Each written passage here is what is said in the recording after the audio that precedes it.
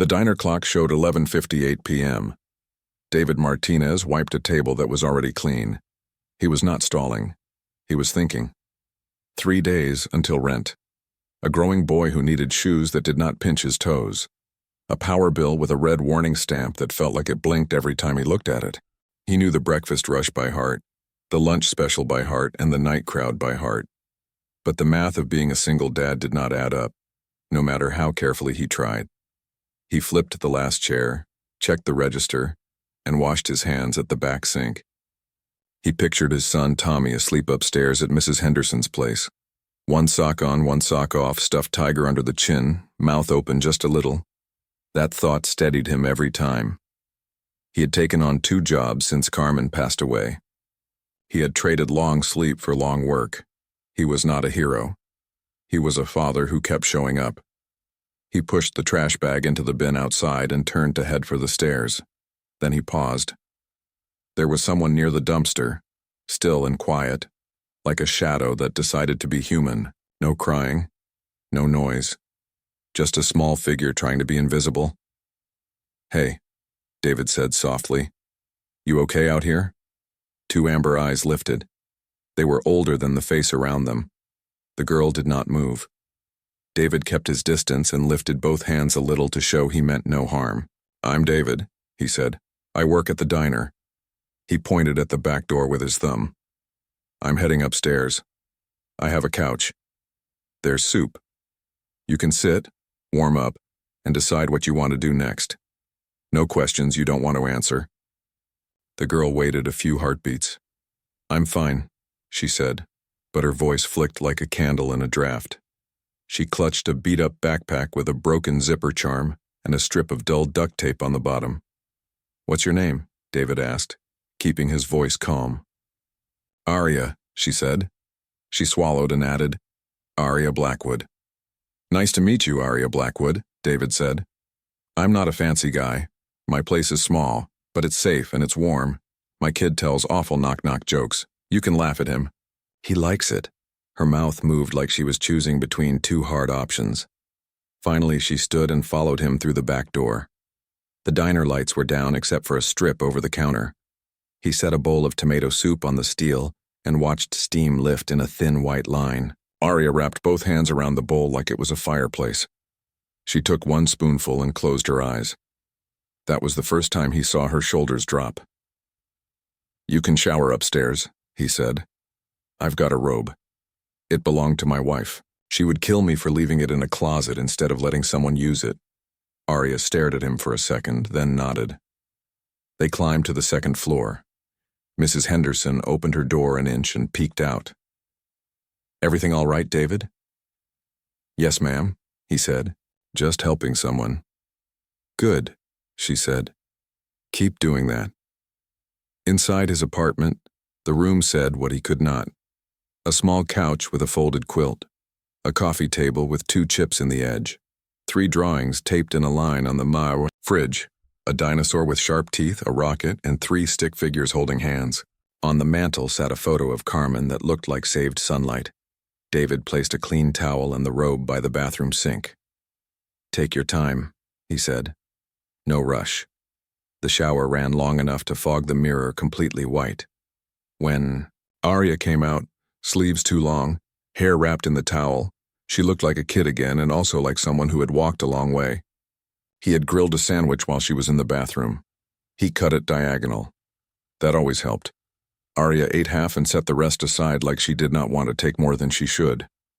"There's water by the lamp," he said. "You can lock the bathroom if that helps you sleep. Couch is yours." David left the living room light low and stretched on the bedroom floor next to Tommy's bed. He heard a soft sound from the couch. Not quite a sob, more like air leaving slowly. He put his hand on the floor and felt the boards cool under his palm. He did not sleep fast, but when he did, he slept hard, the way people sleep when the day has been a heavy backpack. Tommy woke early as usual. "Dad, who's that?" he whispered, which meant not a whisper at all. "A friend," David said. "Be kind." In 10 minutes, Tommy and Aria were on the rug, knees touching, debating whether dinosaurs would like peanut butter or jelly. Mrs. Henderson knocked, then stepped in, as she always did. She took in the scene in one look. "Welcome, dear," she told Aria. "You're safe here." It was not a contract, but it was close enough for now. David went downstairs to the morning shift, the counter filled with old regulars and new drivers. He poured coffee, flipped pancakes, carried plates. When he looked up from the griddle and saw his own face in the hood, he looked older and somehow steadier. He thought of the couch upstairs and felt okay. Aria did not talk about herself for 2 days. She asked for a broom and swept edges he never thought to sweep. She folded towels with perfect corners and put plates away 2 by 2 like they were partners. On the third night, after Tommy fell asleep with his mouth open and the stuffed tiger over his face, Aria started speaking in little pieces, as if she was laying pebbles from one bank to the other. "My mom was Elena," she said. "She made treasure hunts in our house.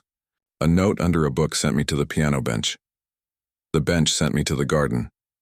The prize was small. A pack of colored pencils, a paperback. A note that said she was proud of me. She had careful handwriting. Every curve looked like it had been ironed." She rubbed the couch seam with her thumb. "My dad is Alexander Blackwood. He ran a company in Vermont. He told me the point of a company is people, not just profit. He wanted to build jobs where small towns were dying and prove it could be done with dignity. Then he got hurt. A car. He did not die. He just did not wake up." David did not ask for dates. He let the shape of her words be the shape of the truth. "My aunt took over," Aria said. "Cordelia. She made the house quiet. Not nice quiet, locked quiet. I could not see friends, I could not go to school. People who used to talk stopped talking. I could not visit my dad. She said it would upset me. It felt like she was not protecting me at all. It felt like she was burying me." She glanced at him. "I know it might sound silly. Big house, tight rules, poor little rich girl. But a cage with velvet still takes your air." David thought of the bill in his wallet, the shoe budget that did not fit the feet in his home, and the long walk after Carmen. Pain has no tax bracket. He felt only respect. Aria's hands knotted in the robe belt. "I heard a phone call one night. She was arranging something she called a future for me. It was not school. It was not a place to learn. It was a man older than my grandparents. She called it beneficial. She said I should be grateful. I left that night. I took a photo, a little money, and the things I could carry." She did not describe the bus stations. She did not describe the way parking lots feel at dawn. She did not need to. It was in the way she listened to footsteps on the stairs and made sure the deadbolt sat tight in the door. David suggested calling the police twice. Aria froze both times. "Please," she said quietly. "She knows people. I need a little time." He believed her. Some fears are warnings, not just feelings. He enrolled her at Tommy's school under a second last name. The school secretary did not ask many questions when she saw Aria help Tommy hang his backpack on the right hook and whisper, "You've got this." In class, learning returned to her fast, like a song you have not heard in years and still remember all the words to. She explained math to younger kids with a soft voice and never made anybody feel small for not getting it. At home, she taught Tommy to make friendship bracelets. First 2 colors, then 3, then a pattern that looked like tiny stars under a lamp. She cooked simple dinners and put sticky notes on the counter for David. Heat at 6, homework done, drink water, you forget. She left her shoes neatly by the door, and that somehow made the home feel even more like a home. Money still squeezed. David took double shifts when he could. He came home with a back that did not want to bend, and hands that smelled like onions no matter how many times he washed them. Aria noticed. "I can go," she said one evening. "I do not want to make it harder." "You are not the reason things are hard," David said. "Hard is part of life. People help anyway." Her eyes brightened then. She did not argue. Everything changed on a normal afternoon. David was pouring coffee for a trucker who paid in quarters when his phone buzzed. He almost ignored it, then glanced anyway. The headline on the screen made his knees soften. Alexander Blackwood awake after 3 years. Internal theft exposed. Search for daughter widens. He set the pot down and said, "Cover me," to the cook. He took the back stairs 2 at a time. In the kitchen, Aria and Tommy were bent over math. David held out the phone. Aria read the words, then breathed in so fast it sounded like pain and hope arriving together. She looked at him. He opened his arms and she fell into them. Tommy stood on a chair and hugged them both around the middle, because his arms were not long enough to reach higher. They watched the press conference on David's old laptop. Alexander stood under two bright lights, a blazer over a hospital shirt, a cane in one hand and a stubborn set in his jaw. His voice shook and held. My daughter is 14. She is brave. If you are helping her, thank you. If you have seen her, please call. I was not there when she needed me. I am here now, Tommy cried first. Aria cried too. David swallowed hard and said nothing because sometimes that is the only respectful thing to do. The next morning, David called the number in a news post. A woman answered. Her tone was professional and also human. Do you have information about Aria Blackwood? I think so, David said. She has been with my family. We need a detail only she or Mr. Blackwood would know, the woman said. Do you have one? David looked at Aria. She nodded and whispered, Tell them the bracelet pattern my mom taught me. Blue and silver.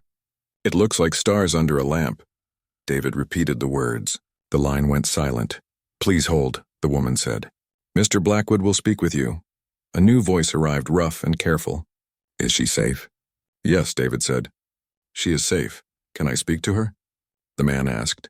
Aria took the phone like it was made of thin glass. Dad? She said.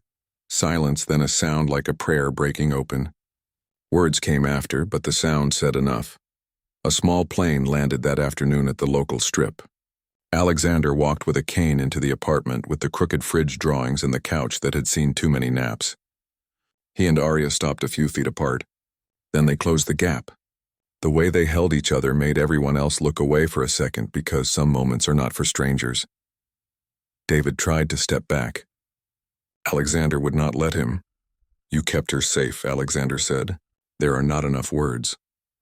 You don't owe me anything, David said. She is a kid. Alexander sat at the small kitchen table and looked around like he was memorizing the scene. What do you want? He asked gently. Not a number. A life. David looked at Tommy. He looked at the photo of Carmen. He looked at the sink full of 2 bowls and a pan. I want to be home for dinner most nights, he said. I want shoes that fit for longer than a month. I want the power company to stop sending red stamps. Alexander nodded.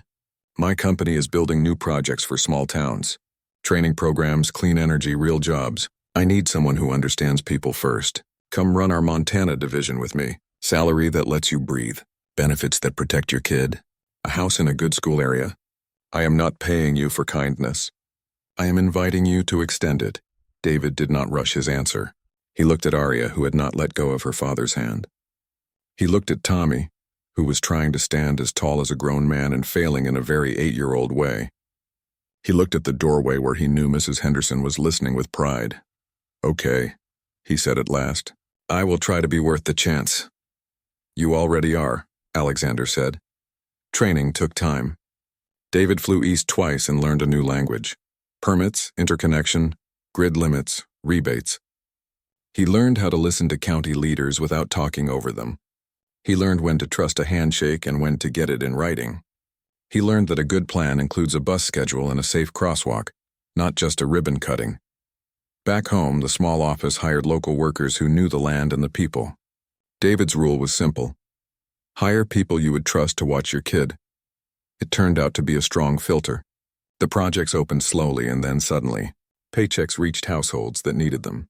A training program took shape for teens who wanted a path that did not require leaving town. Tommy relaxed in ways David had not known to ask for. He slept deeper. He laughed faster. He told jokes that did not make sense and still landed because joy does not need perfect timing. He planted basil with David in a small box by the stairs. The basil loved attention and grew like hope does when you water it daily.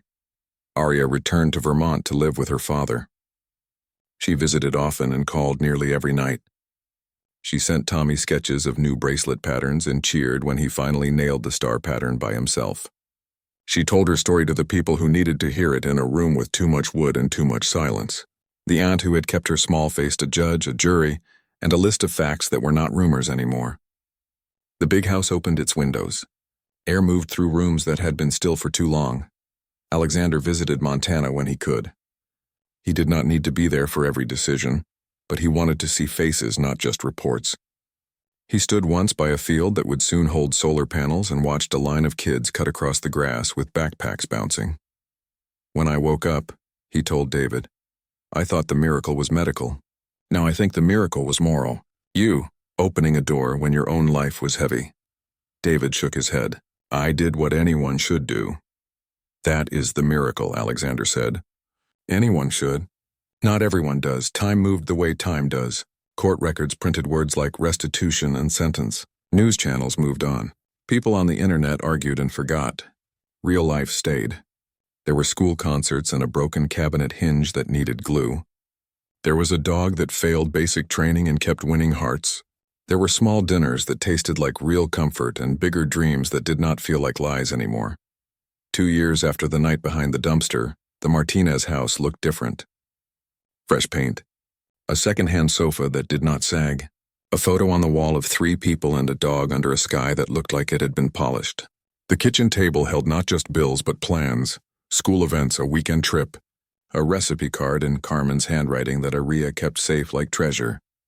One evening they sat on the front steps, and the street was slow and kind. Aria leaned her head on David's shoulder and watched the dog chase its tail. Do you ever think about that night? She asked. All the time, he said. It is not a scary story now. It's a sign that points the right way. I sometimes think about all the people who pass each other and never see the one small lift they could give, she said. Maybe we see more now, David said. Maybe that is what changed. Tommy ran up the walk with a new bracelet in his fist. Blue and silver. Under the porch light, the pattern looked like tiny stars on a small sky. He slipped it onto Aria's wrist. Now we match again, he said. Serious as a judge, we never stopped, she said, pulling him into a hug. When the first company picnic happened in Vermont, they flew east. The band was not great and not bad. The potato salad was honest. People told stories about the hard days and the better days. Alexander spoke for only a minute. He talked about 3 towns that now kept lights on late so kids had safe places to be. He did not say the word stock. He said the word neighbor. On the way back to the hotel, Tommy asked, Does being rich make you good? No, David said. But if you are good, it lets you do more. If you are not, it can make the bad louder, so you have to choose every day. Tommy nodded like he got the first half and would think about the second half later. That was enough for now. They drove by the old Blackwood house for 5 minutes. Aria pointed to the piano bench where her mother had once hidden a clue. She lifted the lid and found only air, but for a second she saw a card that read, Proud of you. Keep going. She closed it and smiled, not sad, not glad, but whole. Back home, ordinary life did its good work. The dog dug a crater in the yard. The basil tried to escape the box. The school sent home a newsletter about a new crossing guard the company had helped fund. David practiced a short talk for a community meeting, and Tommy timed him with a kitchen timer. Aria sent a picture of a necklace she made from the bracelet pattern. It looked like a sky you could wear. If you have ever waited for a reason to keep going, maybe you know the feeling when a voice on a screen says your name with love. If you have ever wondered whether small kindness matters, maybe you know the moment a bowl of soup and a couch changed the direction of a life. If you have ever been 8 and hoped the grown-ups would figure it out, maybe you know the relief when they do. Stories do not always end. Sometimes they widen. This one did.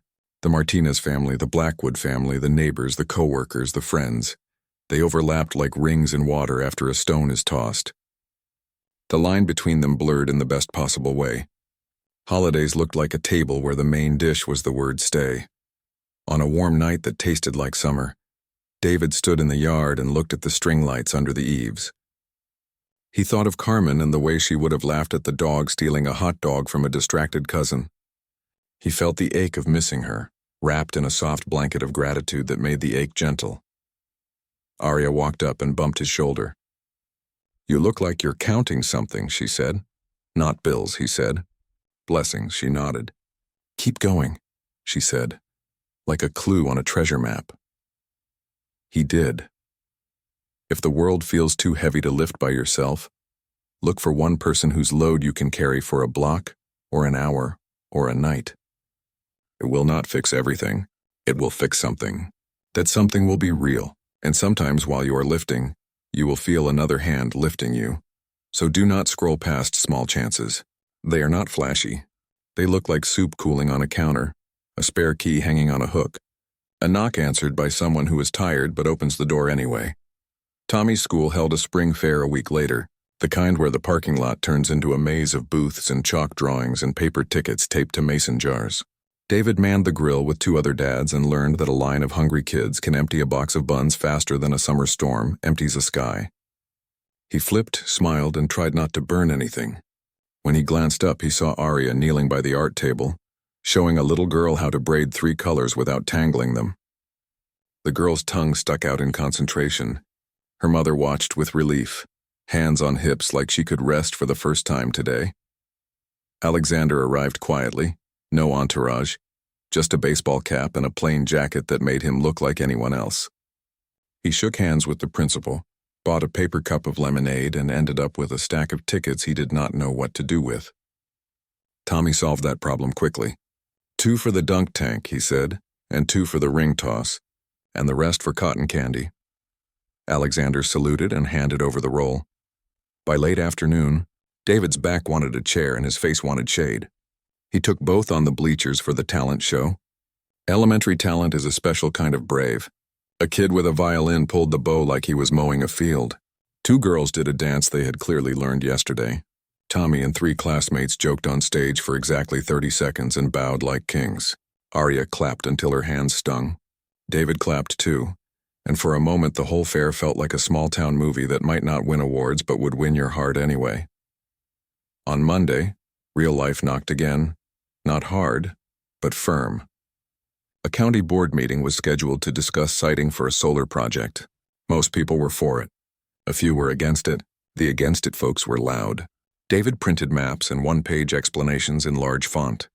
He set up a table with a poster that said plain facts in plain words: jobs, payments to the school district, what the field would look like from the road, how the company would plant a screen of native trees along the fence.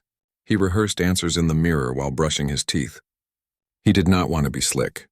He wanted to be understood. The meeting room smelled like coffee and old carpet. The first speaker was angry in a way that had nothing to do with panels or fence lines. David listened without interrupting, even when the man accused the company of not caring about real people. When it was David's turn, he spoke slowly. "My name is David Martinez," he said. "I live on Willow Street. My son goes to your elementary school. I flip pancakes at Murphy's on weekends because old habits are hard to break. I'm not going to pitch you. I'm going to tell you what's true. This project pays your school district a known amount every year. It hires local people at wages that let them stay here. It plants trees along the fence because fences are ugly and trees are not. If you don't want it, tell us no. If you do want it, hold us to our word." A woman in the second row asked about glare. David explained how the panels absorb light rather than mirror it. A man asked about birds. David showed the plan for wildlife corridors along the property edge and pointed to the native grass mix they would seed. Someone else asked if the company would be sold in a year. Alexander stood then only for a minute and said, "No." He didn't add an essay. He added a promise. When the board voted to approve, the room did not cheer. It nodded. That was better. A nod means people heard you and kept their dignity.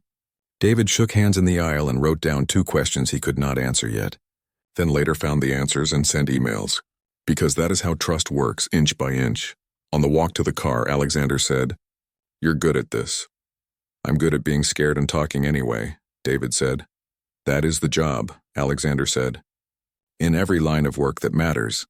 Summer slid in with long evenings that refused to end, and a kitchen that always seemed to have cold pasta in the fridge for someone to snack on later. Tommy learned to swim badly and then less badly. Aria visited in July for 2 weeks. She slept late on the first day and then woke up smiling.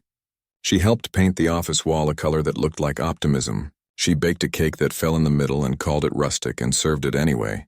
Everyone had seconds. One night, Alexander told a story on the back steps. "When I was your age," he told Tommy, "I tried to build a radio from a kit. It did not work the first time or the third.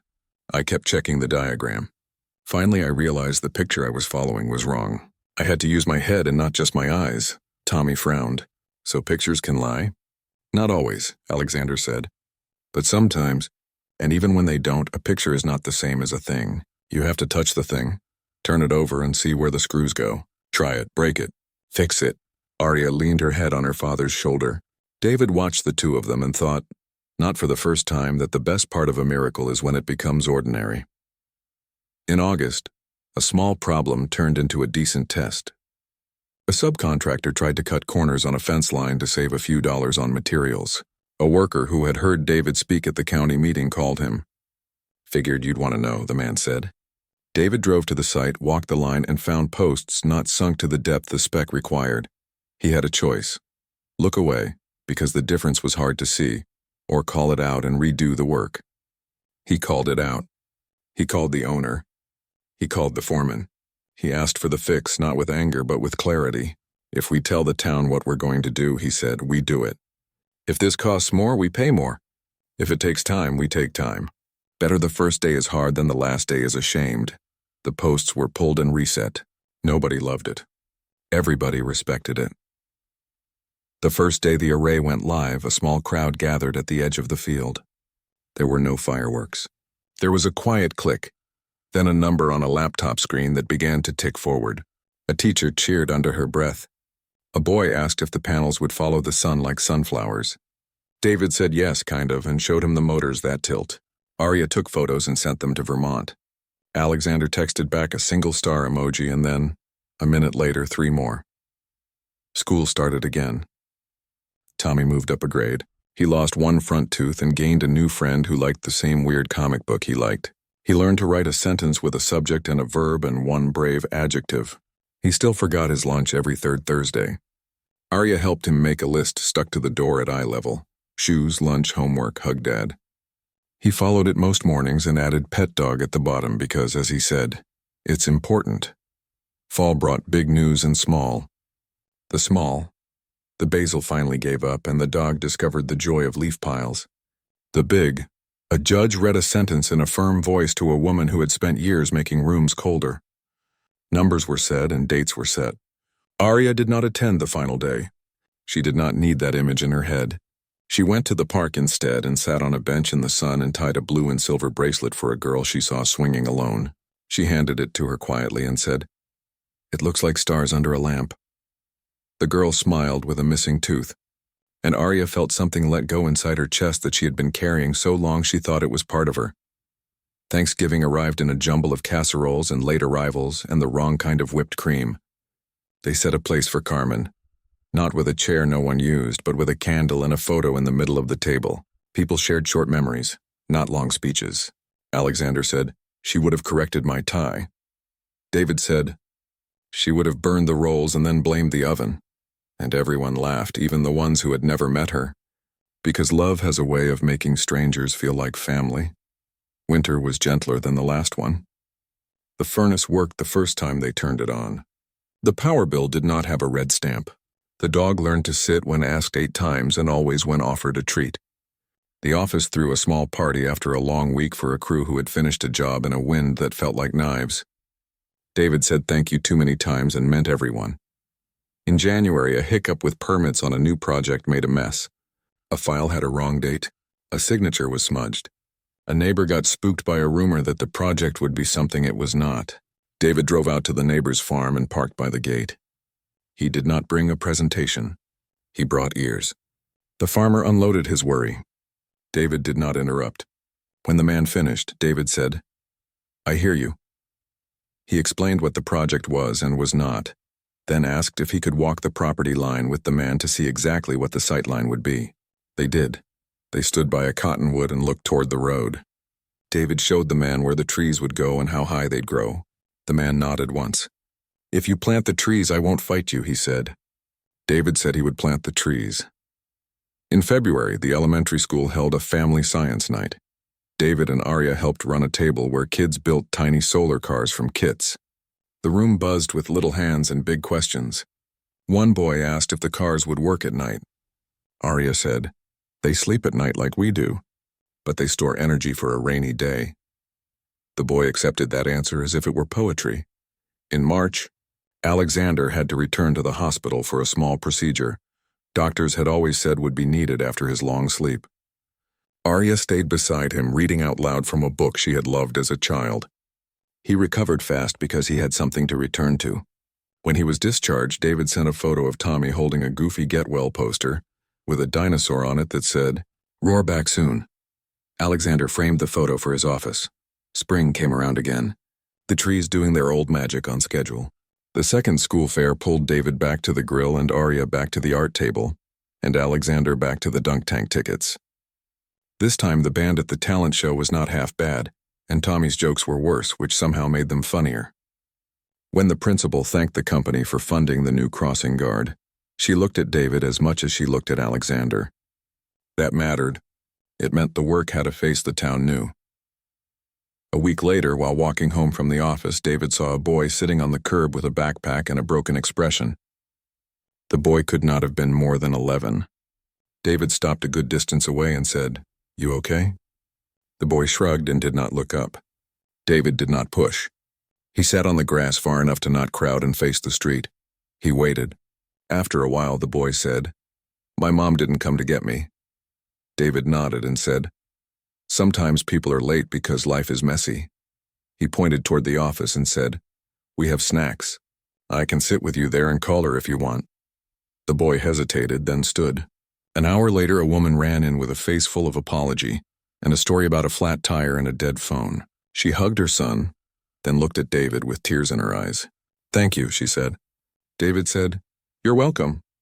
He did not tell her anything about his own past. He did not need to. Helping is not a performance. In June, the Montana division hit a small milestone nobody outside the office would ever care about. The first project to finish under budget and on time with 0 safety incidents. David bought a sheet cake from the grocery store and stuck candles in it anyway. The crew laughed and rolled their eyes and took pictures. Someone smashed a piece of cake into someone's face. For 10 minutes they were a little family, and no one used the word family out loud. Aria turned 16 that summer. She did not want a big party. She asked for a picnic with both households together in the park by the river. Sandwiches, a plastic tablecloth, a dog who would definitely steal a cookie if no one watched. She opened a small box from David and Tommy and found a bracelet made of metal links shaped like tiny stars. "We asked a jeweler to copy the pattern," Tommy said, jittering with pride. Aria put it on and said, "It looks like our whole story." On a late August night, David sat at the kitchen table after everyone had gone to bed. He wrote a letter, not for mailing, but for keeping. He wrote it to Carmen. He told her about the dog and the basil and the boy who was getting taller every week. He told her about Aria and her father, and the way the house felt different now, not because of furniture, but because of the future sitting in the corner like a chair ready for someone to use. He said he still missed her in every room. He said he could feel her approval sometimes like a hand on his shoulder. When he did something she would have done better. He folded the letter and put it in the box where he kept the birthday cards she had written him. He did not cry. He did not need to. The feeling was bigger than that. In September, a new challenge arrived dressed as an opportunity. A large developer wanted to buy the Montana Project pipeline. The offer would make numbers on screens look impressive. It would also move decisions far away from the people affected by them. Alexander asked David to sit in on the discussion. The meeting took place in a quiet room with a long table and a view of a city no one in their families could afford to live in. The developers team talked about scale and synergy and capturing value. David listened and counted how many times anyone said the word town. The number was 0. He raised his hand like he was back in school. "What happens to the local contracts if you take this over?" he asked. "And the training program? And the small commitments that aren't in the big contract like the crossing guard and the summer internships?" The lead executive smiled the way people smile when a question irritates them. He said something about revisiting priorities. Alexander looked at David and then looked at the man across the table. "Thank you for your time," he said. The meeting ended. The offer was declined. Not everything is for sale. October's wind came back with its old tricks and the leaves let go as they always do. The dog loved it. Tommy liked to kick piles and look for the one red leaf he liked best. Aria returned for a long weekend and made soup without a recipe. The house smelled like tomatoes and garlic and the kind of comfort you can only make on a stove. They ate at the table with the candle for Carmen, and the photos that had multiplied over the last 2 years. Proof that life had not been paused but played. On a Sunday afternoon, they drove to a hill outside of town that let you see everything at once. The school roof, the diner sign, the line of panels turning their faces toward a sun that would set and rise again.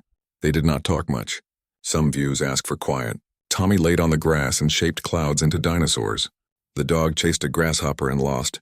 Aria took a photo not because she needed to remember, but because she liked the act of pointing her phone at something and saying, this matters. David thought about paths.